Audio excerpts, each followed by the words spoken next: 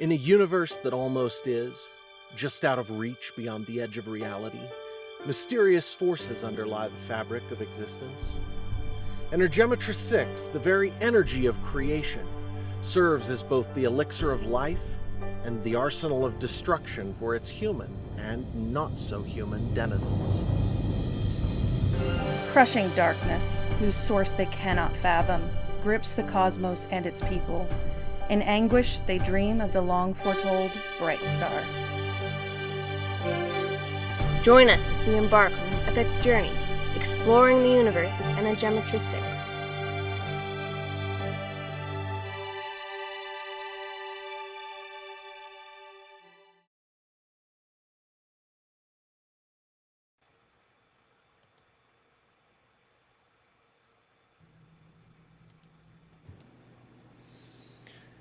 And welcome everybody, and we are live. This is episode 29 of the Energematrice6 podcast, and we are, I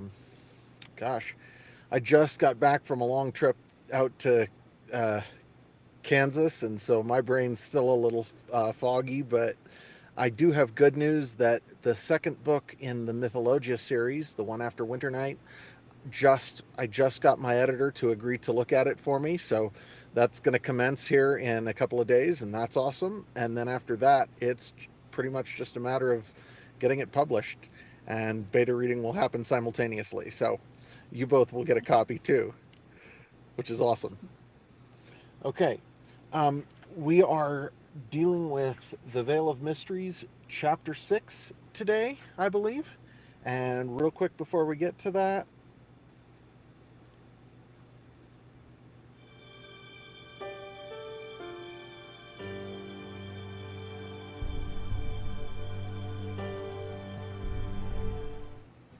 the Energematrice6 podcast operates on a value-for-value model. That means that we hope if we provide some value to you in your life, that you'll return that to us in whatever way you can manage. If you're interested, head over to e6universe.com and sign up for our email list to get our free ebooks, and hopefully buy a physical book or some merch while you're there. Or if all you can manage right now is to leave us a good review somewhere, 5 stars or some kind of positive rating, that's more than appreciated. Thank you.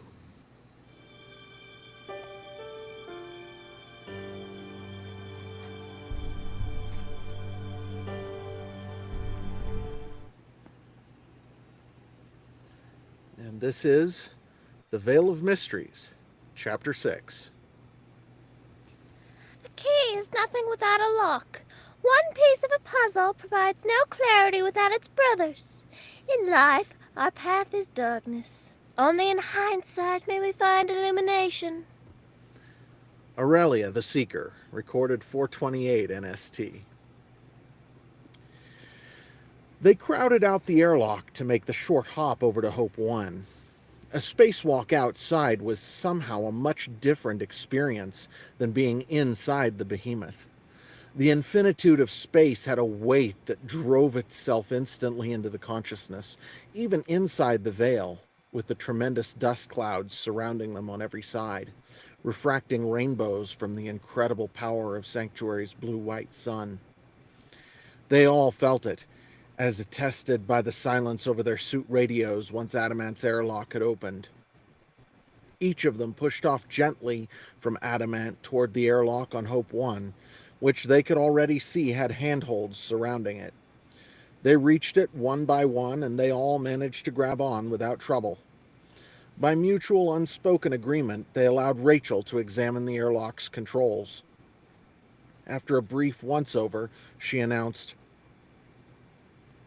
"It's coded." There was a moment of silence. Then John said, Try, Trisha.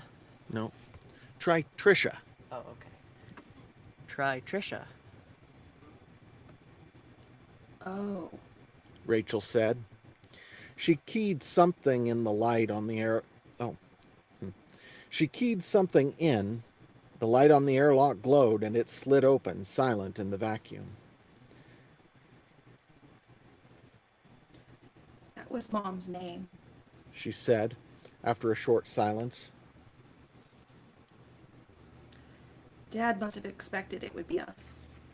I mean, I know Taryn said he had, but She trailed off and pulled herself forward into the airlock.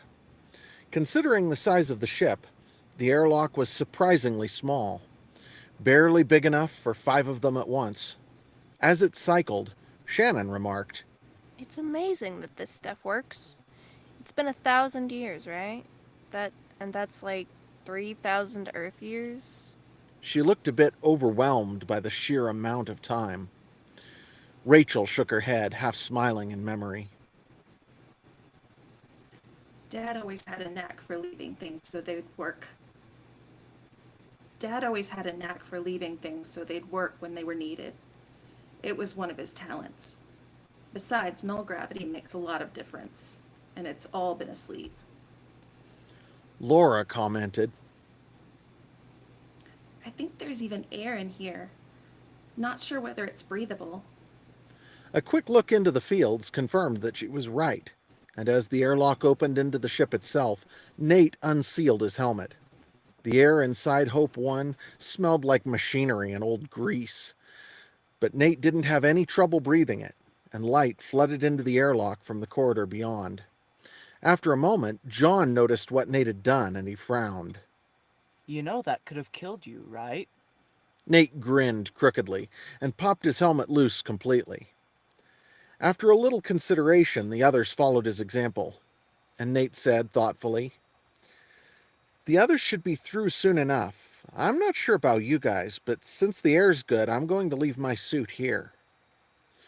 Nods went around the group, and all 5 proceeded to strip their suits off. Once the airlock had cycled open again and the rest of the group was busy stripping off their suits, Rachel turned down the passage to her right and began pulling herself along via handholds recessed into the wall. John, Nate, and Shannon followed silently, with John behind Rachel and Nate bringing up the rear behind Shannon. The lights in Hope 1 came on well ahead of them and went off again once they had passed, but even in the space directly around them, the ship's corridors were dimly lit. Some of the lights had failed with time, and a thin layer of fine dust had collected on every surface. Nate had no idea where it might have come from, but they stirred it up as they passed, making him sneeze now and then, following as he was. The trip from the airlock took what felt like an age, and they made it in silence, buried in their own thoughts. Finally, Rachel came to another closed hatch, which she took only a few seconds to open. The corridor beyond turned at a right angle, and Nate realized that what they'd been pulling themselves along was actually a ladderway. Hope 1 had been built vertically, with the nose pointed upward. What they were entering now was actually a short corridor that crossed the width of the vessel, with a hatch to either side of them and another pointed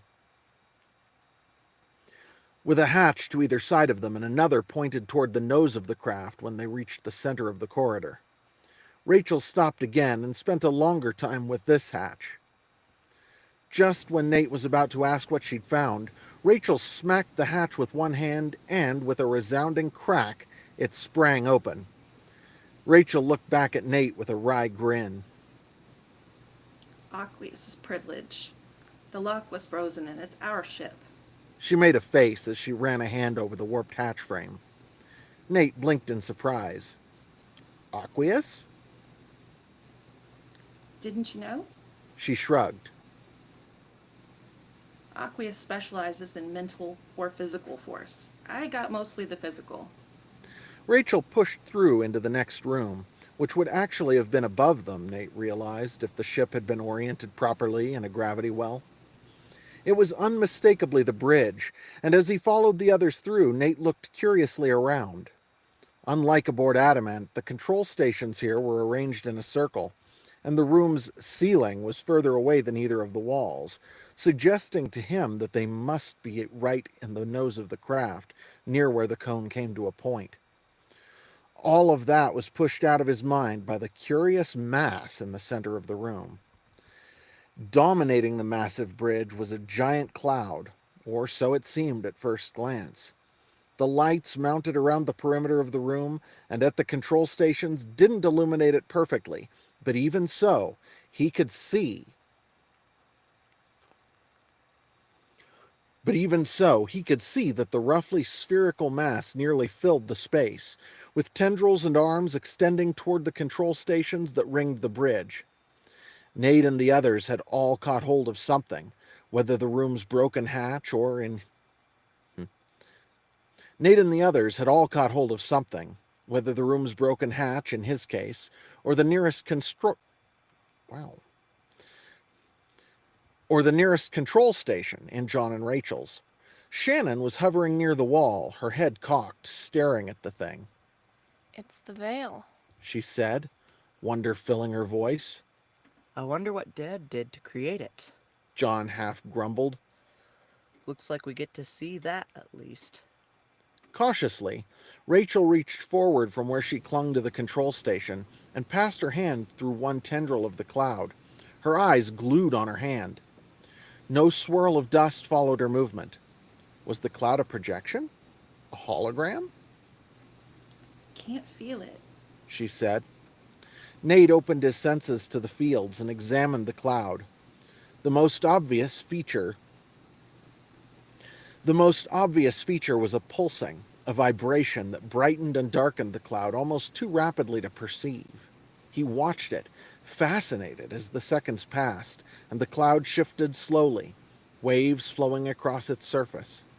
It was an intuition as much as anything that connected the pulsing and the movement in his brain. But suddenly he could see it clearly. The cloud moved the tiniest bit with each pulse of light. It was the light that was causing it to shift and change. A sudden suspicion crossed Nate's mind, and he pushed off gently from the hatch where he clung toward the cloud. It took a moment for him to reach it, but as he passed into it, he heard Shannon and Rachel exclaim in surprise. Rachel called out. Voids, Nate, be careful.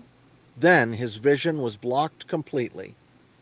He could still hear without significant muffling, and he could breathe just fine, but his sight was completely obscured by the brownish cloud. Even worse, his Energematrice6 sense was flooded with the strobing energy that brought the cloud to life. Well, if there's anything dangerous in here, I'll definitely be the first to find it, Nate said wryly, a tick late. Even if I can't actually see anything. Drifting through the cloud, Nate moved his arms back and forth, feeling for anything solid in the murk. Just when he thought he must almost... Just when he thought he must be almost through the other side, Nate found what he was looking for with his chest, crashing into it full on without any kind of warning. The air rushed out of his lungs. Even in zero gravity, inertia had its way. He flailed instinctively, grabbing for the thing with his arms as he bounced off, and managed to wrap them around it, pulling himself in. At such close range, the pulses of light were obviously coming from the thing he'd wrapped himself around. At such close range, the pulses of light that were obviously coming from the thing he'd wrapped himself around were blinding to his Energematrice6 sense. From this range, he could actually feel the energy flowing out of the object into the cloud, as if it were moving through his own body. As his mind traced the threads of power, he could distantly sense connections between the cloud around him and the unimaginable vastness of the veil itself. Any detail was lost to him at first glance. The pattern was too complex, and the pulses were too intense. It was like being blinded by a strobe light while trying to read fine print. He gasped, sucking air back into his lungs, then refocused on the object. It felt like a big ball that he was hugging against his chest. He could see the Energematrice6 flowing through the ball, from the center to the outside, then back to the center again, as rapidly as the strobing, brilliant pulse of energy went through the cloud that represented the veil. Obviously, it was the source of that dazzling incandescence, but looking inward, Nate could see that the Energematrice6 ran through uncountable tiny channels in the crystal globe. They stretched inside to outside, outside to inside. The channels were both many and one, a collection of myriad tiny veins that were just that, a collection. And that collection was a switch, or possibly a gate. He took in the totality of the object and the tiny space between flashes before being blinded once more. Some of the channels were closed, more than half even. But the rest? Hoping he was right, Nate pushed on the collection of channels with his mind, and both the flow and the strobing suddenly stopped. Nate blinked, staring at John, Rachel, and Shannon. The cloud was gone. Nate moved his head, the motion causing him to drift. His arms were still wrapped around the crystal globe, which was now free of whatever had bound it to the center of the ship. Everyone was speechless as Nate began to slowly tumble. Then Rachel said disbelievingly, I hope you meant to do that. Something tells me Sanctuary's not going to be real pleased. Nate shook his head. I just made it go passive. I don't think I actually shut the veil off. Not exactly.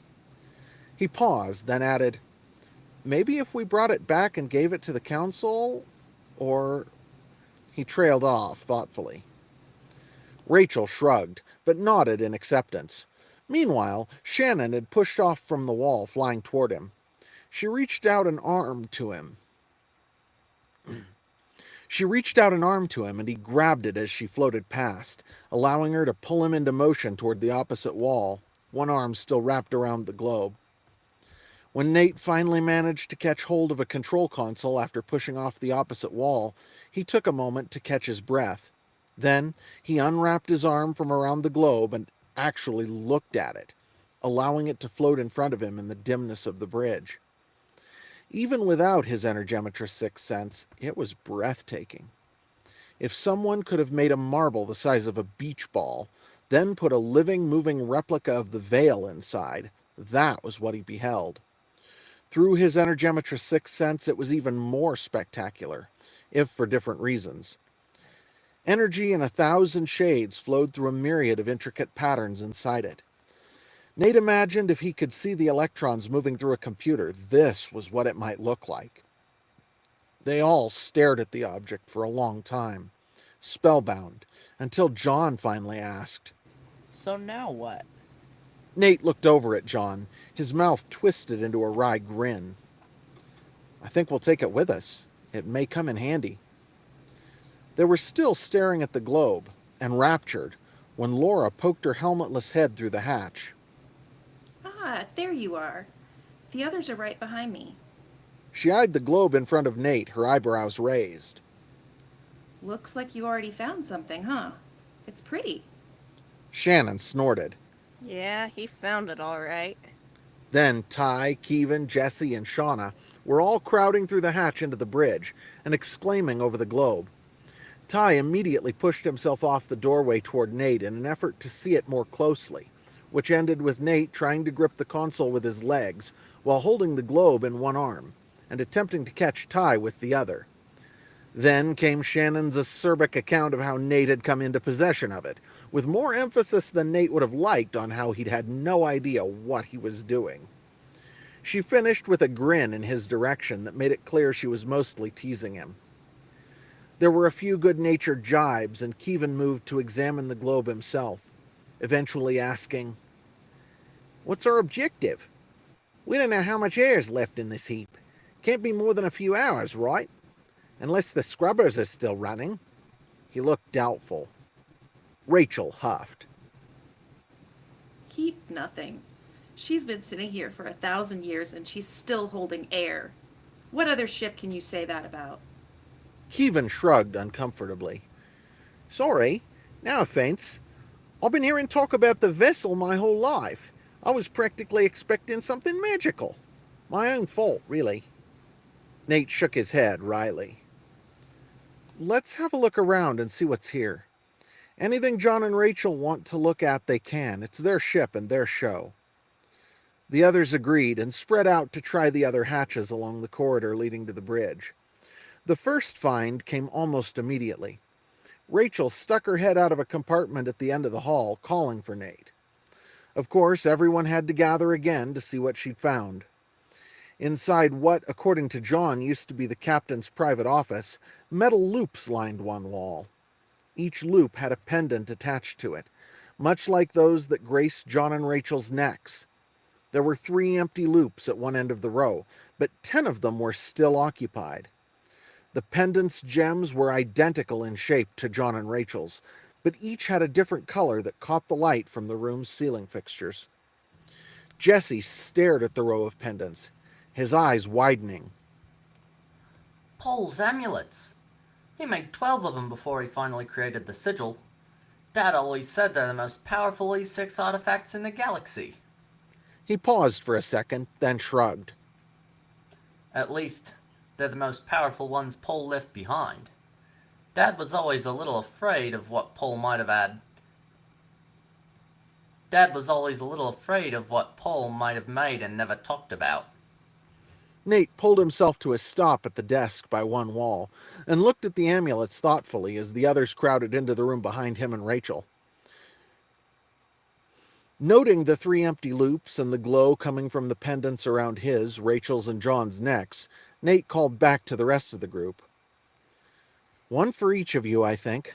I'll carry the rest for now."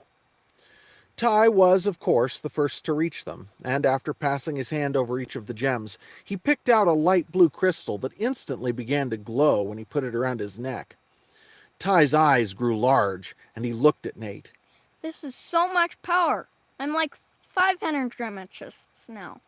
50! Ty was right. When Nate looked at the amulet using Energematrice6, it was a very curious object indeed. Like Nate's own sigil of mysteries, it looked almost like an inverted funnel, or maybe a concave lens, bending the fields as they streamed through it, focusing and multiplying them dramatically. Nate snorted.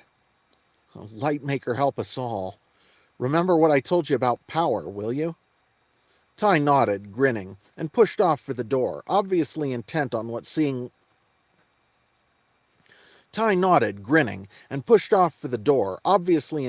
seeing what else he might find. The others made picking theirs into a ritual of sorts. Shannon was next, passing her hand over each one, frowning, feeling how each interacted with Energematrice6, and settling on a pink crystal so dark it verged on red. Each in turn did the same. Shauna took the deep green amulet. Kevin took a gray one that barely glowed, even though it seemed just as potent as the others. Laura took a long time when her turn came, eventually choosing a dark blue gem. When his turn finally came, Jesse hesitated, clearly uncertain. Nate frowned thoughtfully and looked Jesse directly in the eyes. "Jesse Galton, will you follow me, even if it means leaving Sanctuary and all you've ever known?" Jesse gulped visibly. Yes. Yes, I will. Nate inclined his head, accepting the promise. "Take one." Jesse's amulet was dark red, leaving 4, soft purple, yellow, brown, and turquoise unclaimed. Nate finally approached, taking those that remained and slipping them carefully into his pocket. The next find was less interesting for most of them. John called out to Rachel from the room that had been their father's as the head of the colony expedition. When she got there, they both bent over a piece of paper pinned to Paul's desk. Nate glanced into the room, but seeing what they were about, he left them to it. Meanwhile, Shannon had characteristically been checking to see if the vessel was functional, and to what degree. Nate found her back on the bridge, shaking her head as she paged through screens on an ancient monitor. Nate grinned. "Bit dated, huh?" Shannon glanced up at him and returned his grin. Oh, sure. But I expected that. I'm just amazed at how close the basic design of this ship is to adamant. It's almost like they were built by the same person. Her lips twisted. Might have been, I guess. No way to know, really, but yeah, I know how it works. As if on cue, Ty poked his head through the hatch. Shannon thinks she knows everything. Could you get a little closer? There you go. Shannon thinks she knows everything. How about this? Shannon thinks she knows everything. Shannon thinks... Aim your mouth at the mic. There you go. Okay. Shannon thinks she knows everything. Great. Good.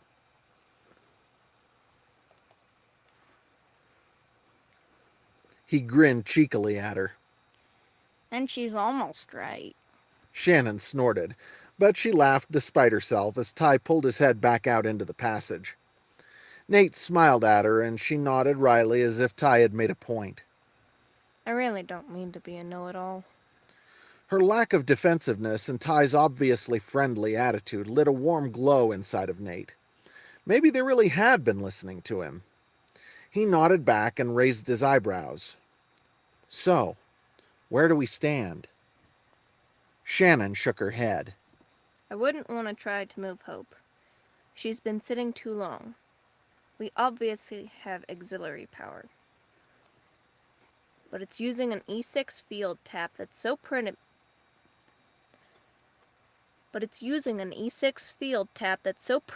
It makes my hair stand on end just being in the same ship with it. If we turn it on, it might work, or it might not work, catastrophically. Try the last phrase, or it might not work. Catastrophic. Yeah. Or it might not work, catastrophically. She shrugged. Not really sure what you want to do. Nate frowned thoughtfully. What about the defensive systems? Are they patched into the computer? Shannon shook her head again. Nope, that's another reason I wouldn't want to move it. Who knows what would happen if the collision system is really tied to the moon? Wouldn't even care to guess. Nate nodded. I think we'll leave it here, without messing with the defenses. Shannon agreed, and Nate went to search the next deck down with the others. And that ends Chapter 6 of The Veil of Mysteries. I really appreciate everybody being here. Thank you, Mel, for doing it, despite your voice not being in tip-top form. And thank you, Luke, even though you only had like 2 lines. And oldest, second, third, thank you all. Thank you, listeners, and we will catch you all next week.